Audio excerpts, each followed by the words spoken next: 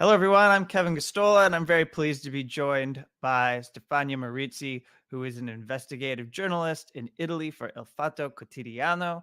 She is someone who has been a long-time journalist and is known for partnering on the publications from WikiLeaks. And she's joining me to talk about her new book, or the English translation of her book from Pluto Press, called Secret Power, WikiLeaks and Its Enemies. Thank you for joining. Good to talk with you again, Stefania. Thank you, Kevin, for your interest. And here is the book at long last. Excellent. Yes. And it's got some very fantastic endorsements. And you were doing some events. You had a kind of press association event in the United Kingdom, right where the extradition has been unfolding in that country, in the court system, with the United States pushing the Crown Prosecution Service to extradite WikiLeaks founder Julian Assange, who, as we discussed, your book is in jail and has been in Belmarsh high security prison for now over 3 years, going on 3.5 years. And so it's very important for us to have this talk. You chronicle in your book pretty much from when you became aware of WikiLeaks, and then through your partnerships with the WikiLeaks media organization, and then examining the work that you've done, or going through the work that you've done, putting freedom of information requests into these countries' governments that are implicated in the case. So let's just go through and take this step by step from your chronicle.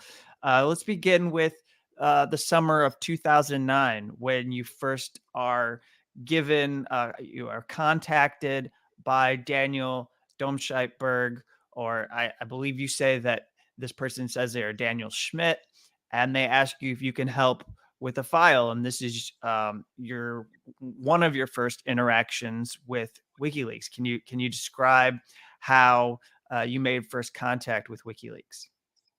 Yes. So actually, before that, the very first time I got interested in WikiLeaks was 2008, and precisely because one of my journalistic sources suddenly stopped talking to me. And so it was at that point that I realized that I needed better source protection.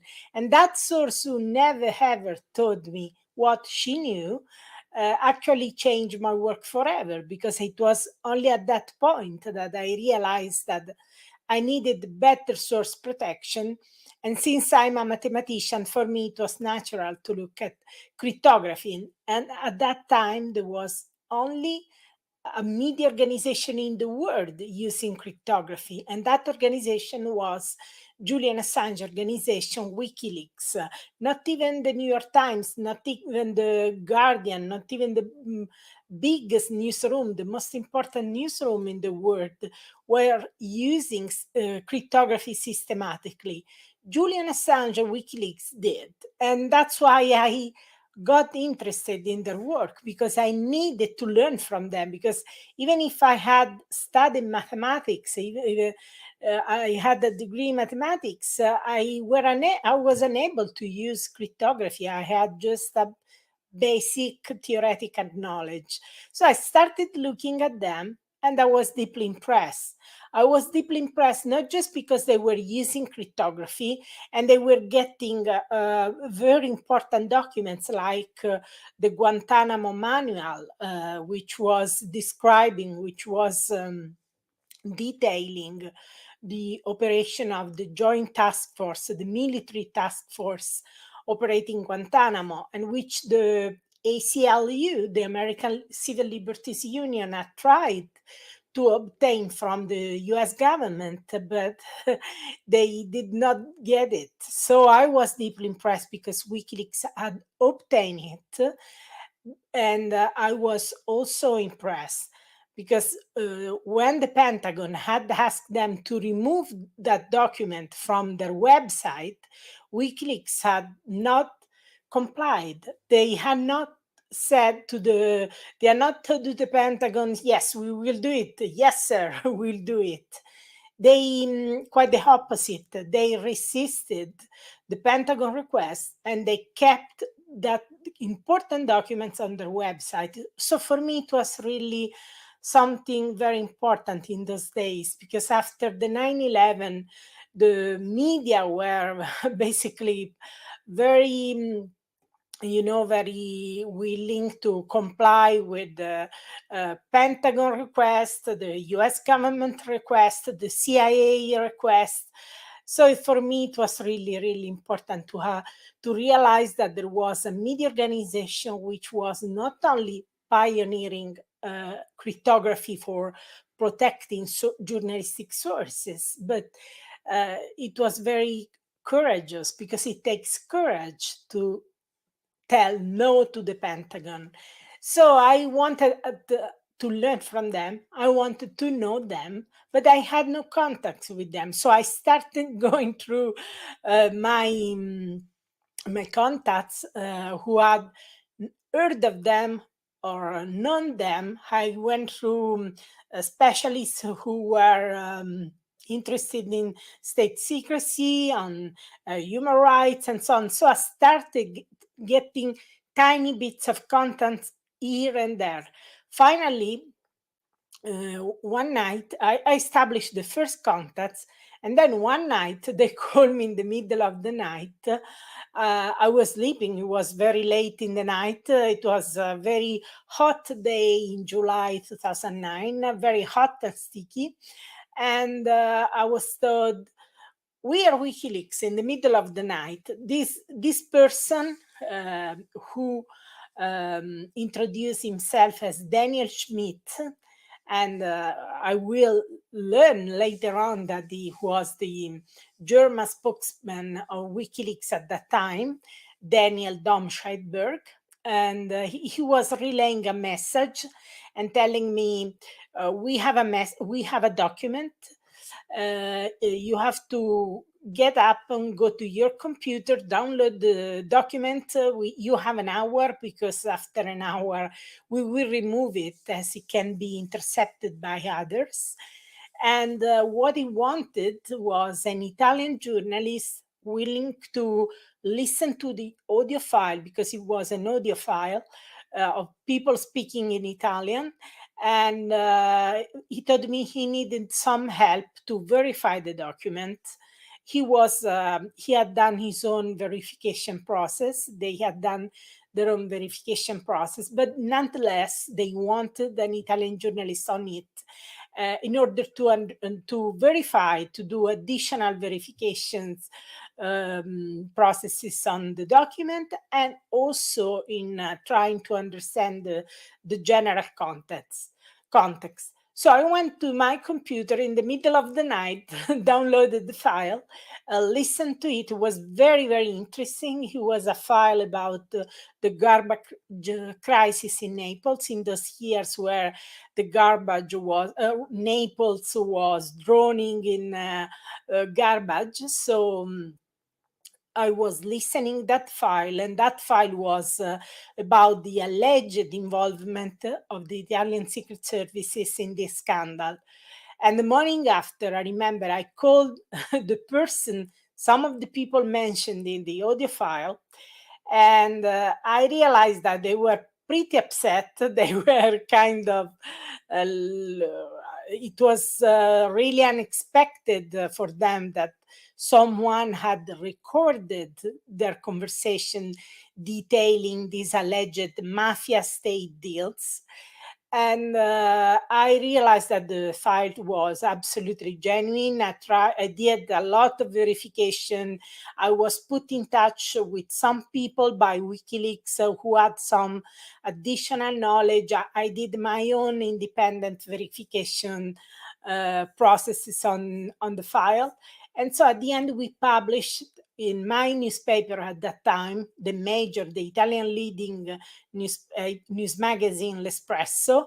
And that was the first time I published in partnership with WikiLeaks. It was August 2009. which means basically 8 months before Collateral Murder, which is the video which make WikiLeaks famous all around the world. So I was deeply, deeply impressed by this media organization created by Julian Assange for several reasons. First of all, they were using advanced techniques to protect journalistic sources, and that was really, really important, because in this 21st century, the old-fashioned techniques, which are still in use in every newsroom all around the world, unfortunately, no longer work. And cryptography was, at that time was it was definitely not user-friendly. It was something that only people who had studied it, people who were working on the,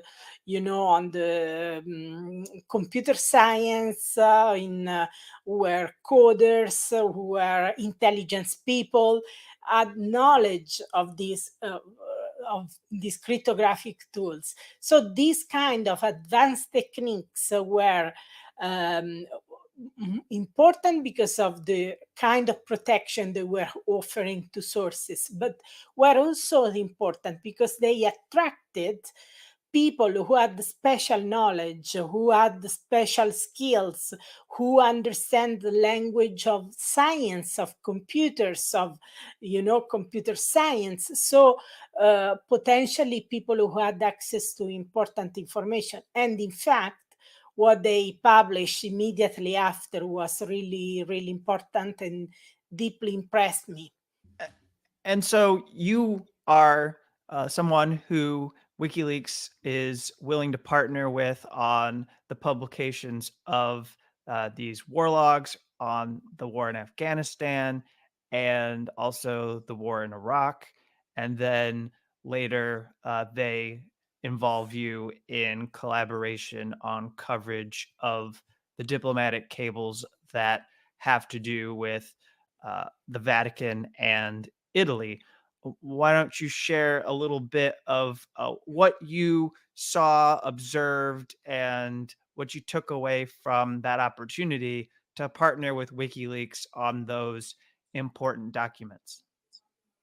So first of all, what deeply impressed me was their ability to get uh, extremely important documents that usually we journalists don't get.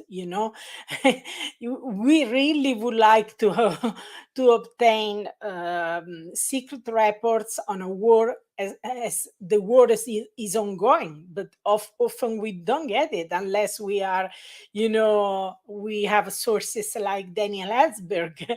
That's really unique. The first thing that deeply impressed me was the importance, the kind of material they were obtaining. And once again, I want to stress that cryptography has to do with this. Cryptography has to do with this because, first of all, this secure submission attracted people who had special skills, people who understood the language of technology, the language of cryptography. So people who had special skill, people who had access to special materials. This has a lot to do with cryptography. Then what deeply impressed me was their courage, as I said, the courage to uh, get this information and to publish it, because you can have the most important documents on earth, but if you don't have courage to publish them, well, it's useless. So it's not enough to to get very important documents. You have to have the skills and the courage to publish them. And also, what really impressed me was the fact that they wanted to democratize knowledge. They want to make this knowledge accessible to the little people, to everyone, to entire communities. They didn't want to be gatekeepers. They didn't want to publish selected. They wanted to make sense of the documents. They wanted content curation. At the same time, they wanted wide access. And this for me was really important. It was about democratizing knowledge, democratizing access to primary sources, democratizing access to documentation that usually ordinary people don't are unable to access. So it was about democratizing access to important information. And without this information, our societies cannot work properly unless you have a good understanding of our government's work, what actually happened in wars, what actually happened during an invasion like Iraq. You cannot take your decisions as a citizen, you know? Each of these sets give you an unprecedented look at what is happening internally in Italy. And that's pretty much true for the residents of almost every single country that was engaged in consistent diplomatic relations with the US government. And obviously, the US has more of a partnership with some countries than others. But, you know, what you write about in your book is how, with the Afghanistan war, you write, we ultimately achieved a detailed reconstruction of Italy's participation in the war during the years documented by the files. And then talking about the cables, you describe how it shows that Italy was a democracy on a very short leash where politicians were subject to enormous pressure from the war in Afghanistan to the foods for which we are famous, that essentially the United States had been intervening extensively in Italian affairs. Anything you want to share about that aspect of what you were learning as you worked on these files?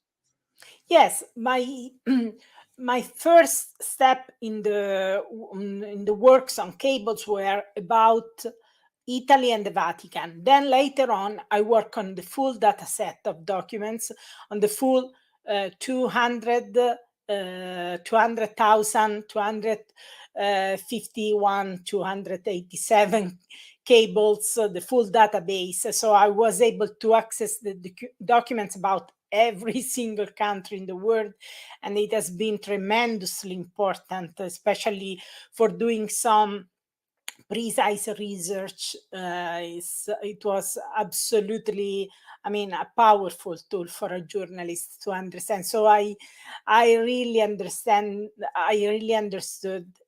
some matters in depth because I have worked on the full database for over a year. So for over a year, I was reading and reading the documents, which basically the US government doesn't want that the citizens and the journalists read. So it was not documentation that the US government had declassified, and which they wanted the public to know. It was documentation that the US are not declassified.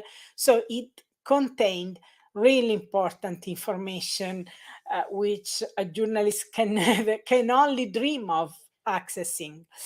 What I understood about my country is pretty impressive. I mean, of course, we could imagine this some level of pressures, but we could not imagine such widespread pressure on all sorts of internal affairs, from our decisions of food.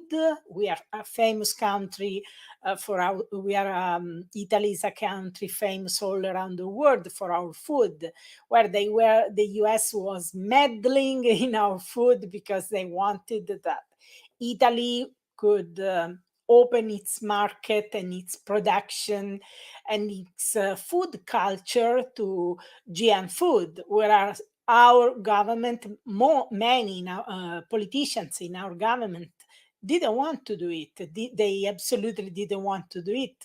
So if you read the cables, you understand what kind of tactics they played with politics, with Italian politicians, and with the Vatican. They tried to use the Vatican to argue that this GM food would make food easy available in poor countries, so it would solve the problem of poverty and lack of food access and so on. But the Vatican was smart enough not to believe it, so they try with the legionnaire, they tried with some really reactionary people inside the Vatican to get some support for their GM food. They try with some Italian politician. They called this Italian politician a clique trying to support the GM food agenda of the US government. But this is only an aspect of their pressure. Other important aspects are those concerning the military industrial complex, their military industrial complex. They basically, after the 9/11, the US has basically transformed Italy in the launching pad of US wars in Afghanistan, in Middle East, in North Africa.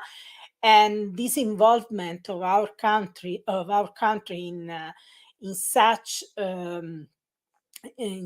military industrial complex was absolutely not public. There was so little information, and I was really upset when I learned details. And I told myself, well, I'm a journalist. I read something like 10 newspapers per day. Why I didn't know these things? How is it possible that I just learned about these things only thanks to the cables?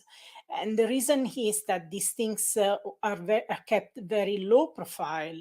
So even if there are few lines about an announcement, maybe about the Italian involvement in the Iraq war or in the drone war, there is so little information. There are so few facts, factual evidence, factual documentation, that it's really, really hard. And the media are also assisting this, because even when they know, the Italian media don't cover these matters, don't cover this news. So at the end of the day, we know so little. I just understood the full extent of Italy becoming the launching pad of US war thanks to these cables. Absolutely thanks to this documentation. Otherwise, I would be in the dark. I would be unaware of the role of my country in this war machine. I was also, very impressed when I read the cables about the extraordinary rendition of Abu Omar, a Milan cleric who was kidnapped in Milan. And basically, our prosecutors were absolutely brilliant. They were able to nail the CIA agents involved in this extraordinary rendition. They were able to arrest them. They put them under trial in absentia, which means that the CIA agents had left Italy, but our prosecutors were able to put them on trial, even if they are left Italy, because trial in absentia is legal in Italy. You only have to be sure that the person under investigation and put on trial have a lawyer representing them in court. So our prosecutors put them on trial. Our judges convicted them, so they got a final sentence for these 26 CIA agents. But at the end of the day, none of them spent a single day in prison. And the reason why could be guessed very easily. We could imagine, of course, political pressure by the US government on our politics, but it is on the one hand, we could imagine it. On the other hand, it is another matter to have the evidence. And only thanks to this cable, we got solid evidence of the political intervention by the US government on the Italian politicians, on all of them, both conservatives and progressive ones. And at the end of the day, 6 justice ministers refused to forward the arrest warrants to the US. So at the end of the day, these people were granted impunity. And we got evidence of this political action, this political pressure on politicians, not on prosecutors, because the US diplomacy wrote that the Italian prosecutors are fiercely independent. So they knew they had no hope in putting pressure on the prosecutors, but they put pressure on politicians, and they were basically granted impunity. And we got the full conversations between them thanks to this WikiLeaks cable. So thanks to the cables, we do have evidence of this. And in your book, you have multiple opportunities to meet with and spend time with WikiLeaks founder Julian Assange. You get to see how he operates as a professional, someone who's the editor in chief of the WikiLeaks organization. And previously in our discussions, because we've done a few interviews, you have shared some of your personal interactions, and then those are in the book. So I want to be a little more specific with my question. I was really drawn to the important point that you make in the book at one point, where you confront the way that there is this in our English language, we would say it's reductive. The way it's simplistic in our politics, that people say WikiLeaks, and when they say WikiLeaks, they're basically thinking that it's just Julian Assange. A lot of people think WikiLeaks is just Julian Assange, and you make the point in your book that there were all of these people who were making the organization go, that were powering it and giving it the ability to have these partnerships with media organizations, partnerships with journalists like yourself. So maybe why don't you take a few minutes to describe this in a little bit more detail about, why it's so important for us to know that is more than just Julian Assange. I mean, obviously, when we talk about freeing Julian Assange, when we talk about what is going on in his legal case, we are really focused on freeing this individual. But as far as understanding the contributions of WikiLeaks, there are many people who have helped, multiple people who helped and made it possible for WikiLeaks to have the impact that it did. Absolutely, and thank you for this. This question is really important, and in fact, my book is not just about Julian Assange. My book is about Julian Assange and WikiLeaks, because the whole, of course, WikiLeaks has requested this talent, his intellectual talent. I don't think there is any problem to acknowledge that Julian is a genius. I'm telling this. I have known many talented people, many people who are very, very bright in my life, scientists, Nobel Prizes. I have known many people, and I can say Julian is very, very, very smart. He has put a lot of talent and a lot of courage, because you need courage to do this.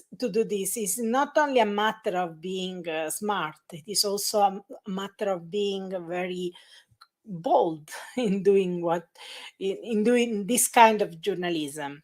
Really, you have to realize that when I left La Repubblica, because I had to leave my newspaper to keep doing this work, and this is a chapter I did not include in my book. I did not write about my own troubles. These troubles that at the end of the day forced me to leave my newspaper. And the reason why I did not write about them is because, first of all, my troubles are nothing compared to the troubles of Julian Assange, and no one cares about them.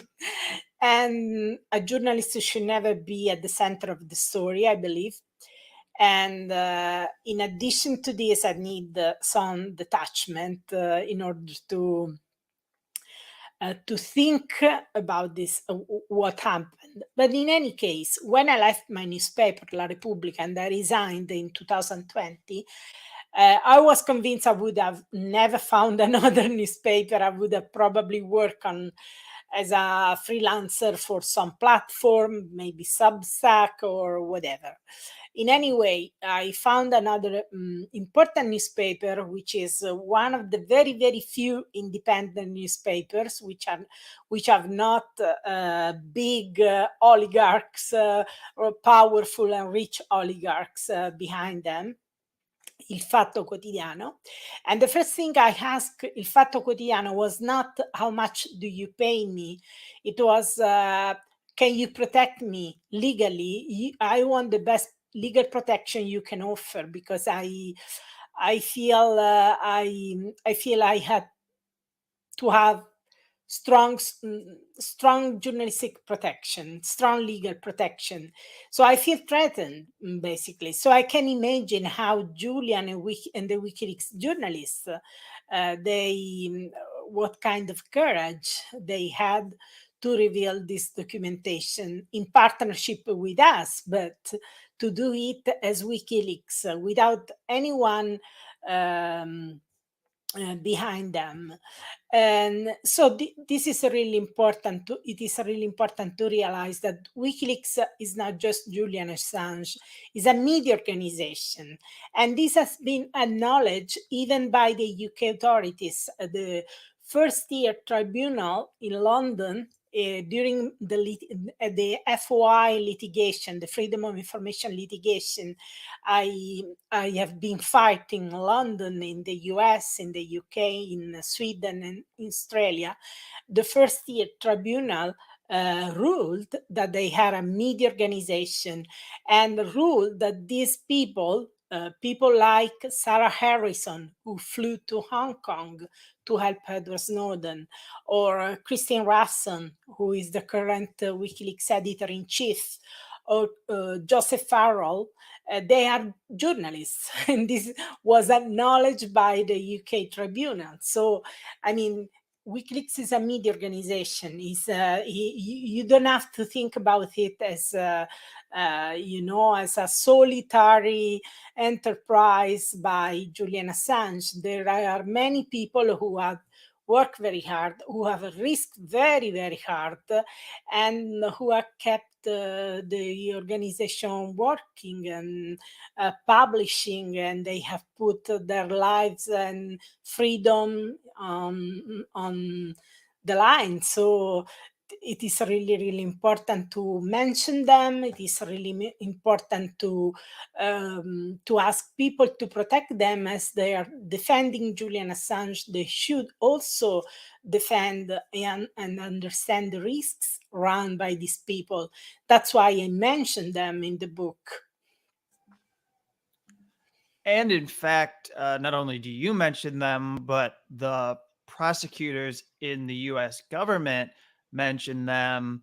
They don't use their names, but they're listed as WLA dash, and they're referring to these associates of Julian Assange, people who are working for WikiLeaks, like Sarah Harrison and other people who have been targets of the U.S. government's war on WikiLeaks. Probably Jake Applebaum as well. Jake Applebaum, and I believe Daniel is named. And they don't use their names, but we know, because people who are familiar with the WikiLeaks story and the timeline know who these people are, who they are describing.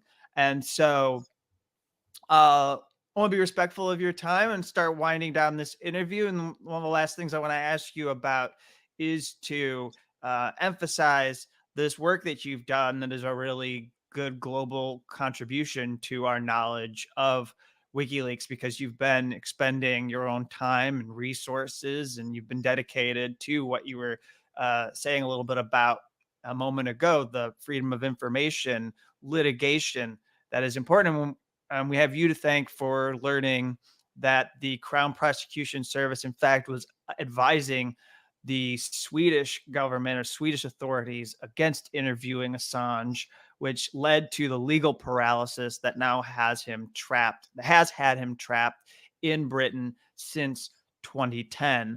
And so, as we approach this case, as we think about how to untangle this mess, everyone who is a journalist has to take some kind of interest in this and what it can mean for them professionally as these precedents are being set by the US government.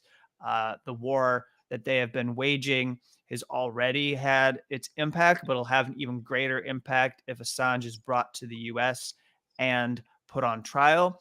And so that's why you have written a book. You recognize the global impact, and I'm just going to take a moment to say that I am really grateful that you were willing to endorse my book, which is coming in February, and has more of a U.S. focus, and less spends less time on the other countries, and looks ahead at what it would be like if Julian is actually put on trial by the U.S. authorities, something we really don't want to see happen.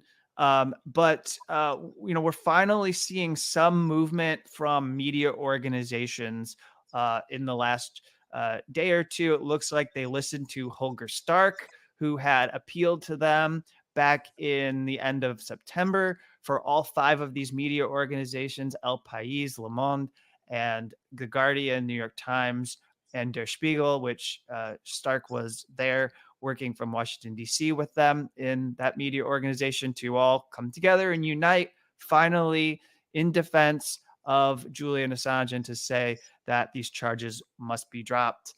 And so I suppose just to wrap and conclude our interview, I would ask you, what are you hoping to get out of this freedom of information litigation, and what do you really want people to know from your book? Like, what is the main message of your book? The main message is a full reconstruction of this case, because it has been almost impossible to understand this case due to the disinformation and demonization campaign. So people at the end of the day don't know what the facts are, because there has been so much disinformation, so much demonization from the very beginning. 2010, I remember, because I was there. I remember that as soon as WikiLeaks started publishing the Afghan war logs, it was a war against WikiLeaks. They were accused of having blood in their hands, and it was never ever found a single victim.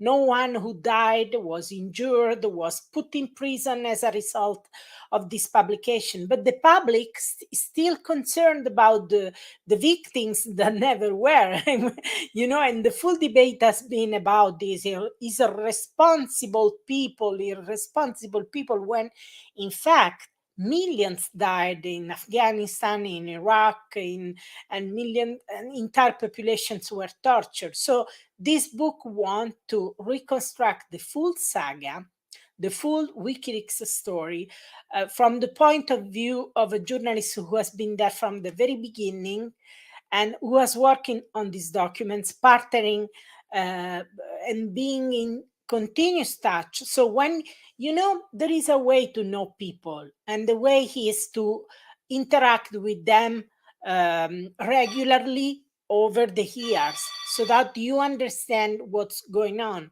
and you see how they behave. I'm sorry for this background. How they behave in. Okay, let's hope we stop.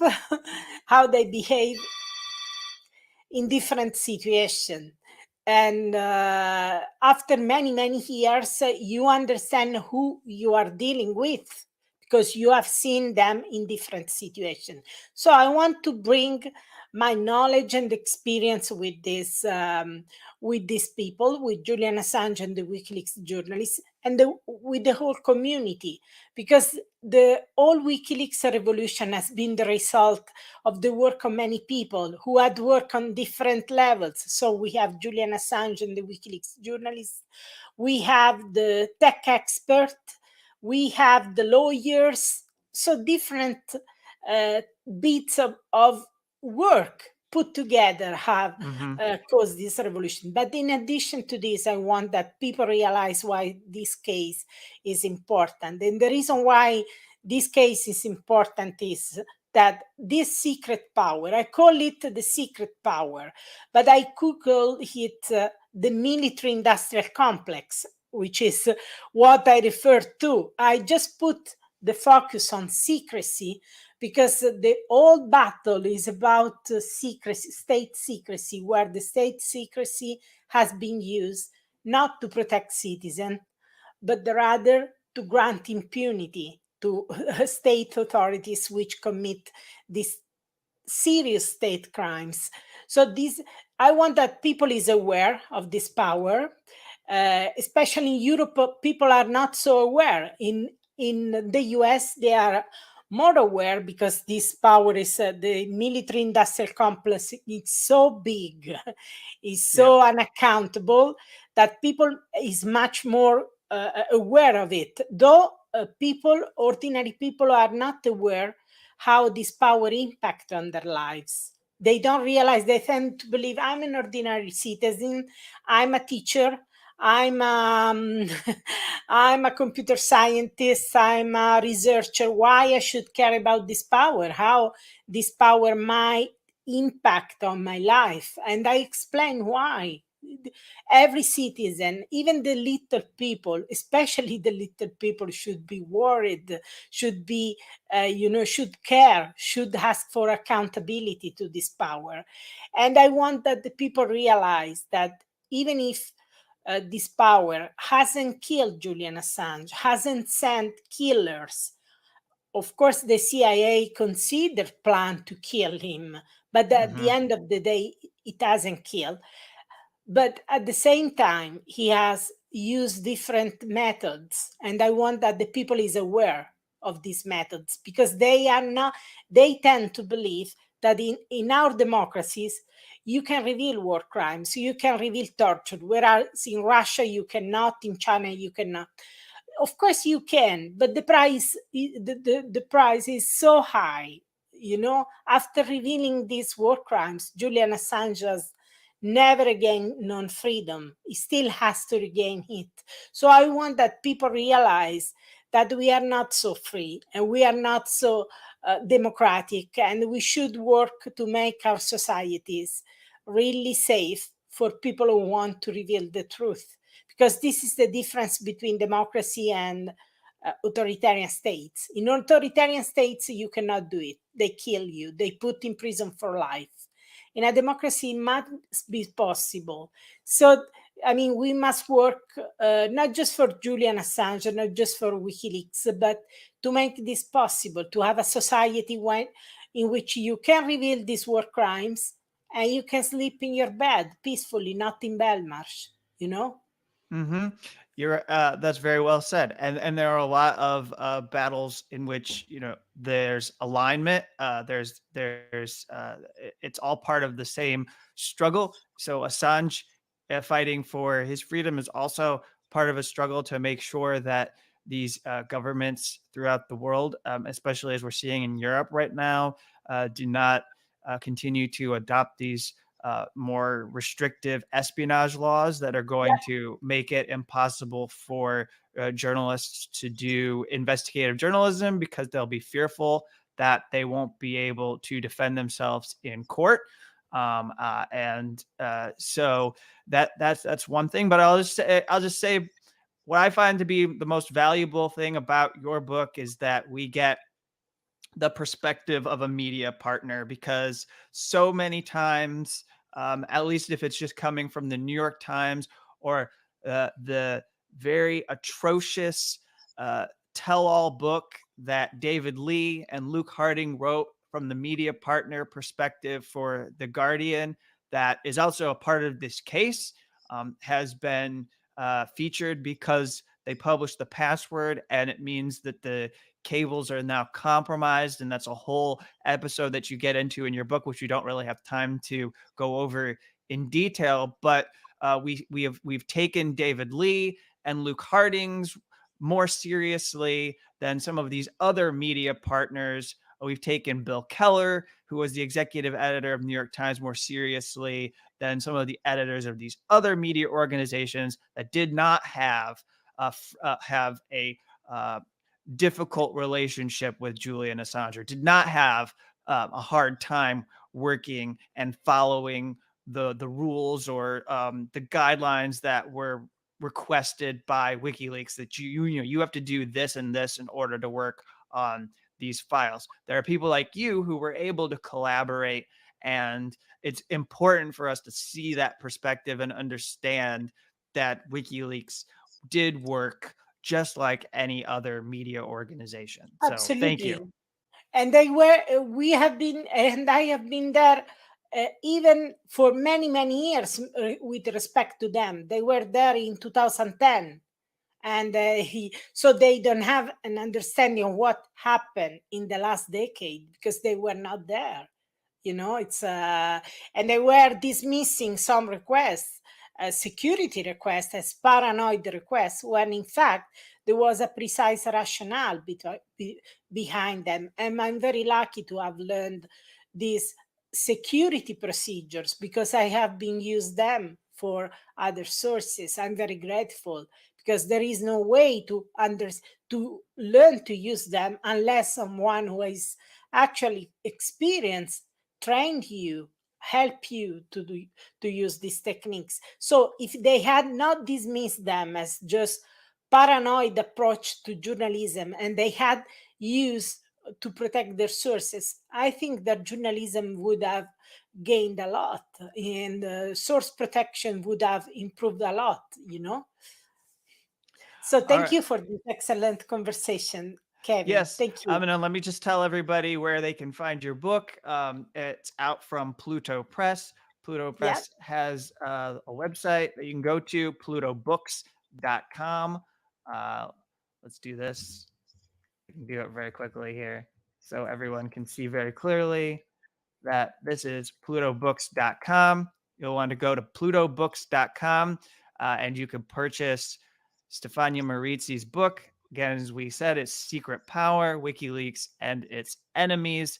And it's an essential book to read for someone's perspective on the history that actually has an authority to discuss that history because they've spent a lot of time interacting with people within WikiLeaks. So thank you. It and was very good to talk with you. we should also suggest websites like Books Depository or Barnes and Noble or Amazon, whatever they want, because sometimes getting from a UK distributor in the US is not so easy. So sometimes makes sense to purchase the book from Books Depository or Amazon or Barnes and Noble.